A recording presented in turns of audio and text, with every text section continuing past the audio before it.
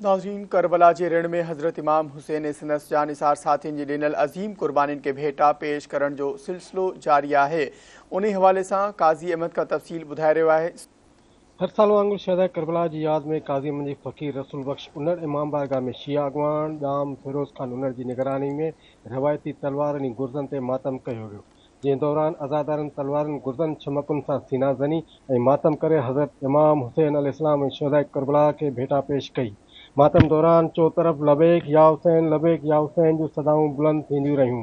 8 मुहर्रम आहे ऐं इहो सिलसिलो पहिरीं मुहर्रम खां वठी शुरू थियो आहे, जेको अॼु खां वठी न 7 सालनि खां वठी हलंदो पियो अचे।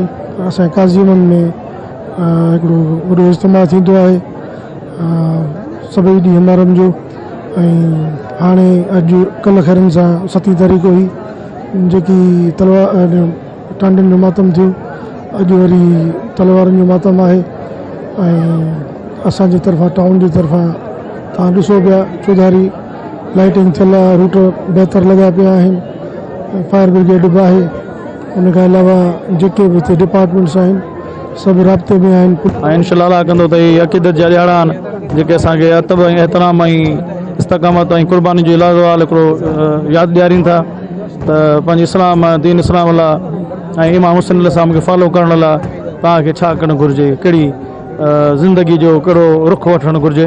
इंशाअल्लाह कंदो त ख़ैर ख़ैर सां इहे ॾियारा गुज़री विया। लबैक या हुसैन जीअं त अॼु 8 मुहर्रम अल हराम जेको आहे सो हिते काज़ीअमन में हर साल जीअं तलवारनि जो मातम बर्पा कयो वियो आहे।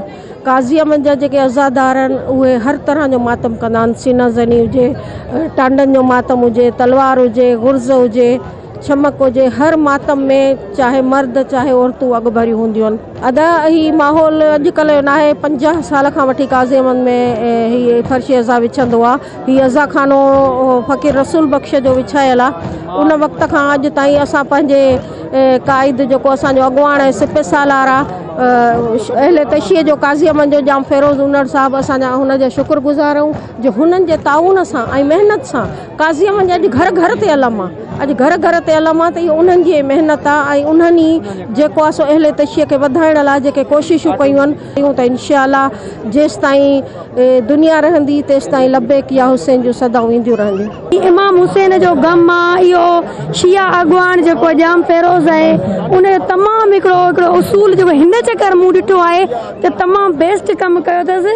जीअं माना असांजूं औरतूं, असांजूं भेनरूं, असांजूं न्याणियूं जेके पर्दनि में ऐं मर्दनि खां अलॻि निज़ाम कयो ऐं मर्दनि जो अलॻि कयो अथसि। सो इमाम हुसैन जो गम आहे, इन गम में असां सभु शरीक आहियूं। ज़ुल्फ़ार अली तामरी, धरती टीवी न्यूज़, काज़ीअमन।